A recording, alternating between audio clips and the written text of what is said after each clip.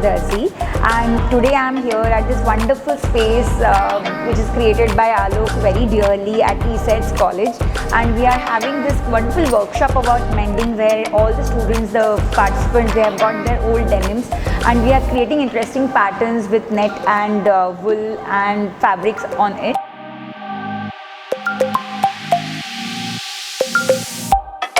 Hi, I'm Aditi Holani, the city lead of Fashion Revolution India, and it's the time for Fashion Revolution Week, and we are doing lots and lots of events this year. And currently we are doing the mending workshop at the ESEDS college, and it's going lovely with Rupali of Denim Darzi. Hello everyone, this is Anisha. I was here to attend the workshop on fabric mending. So here's what I made. I always wanted to work with denim but never really had the courage to chop one off and do something or the other.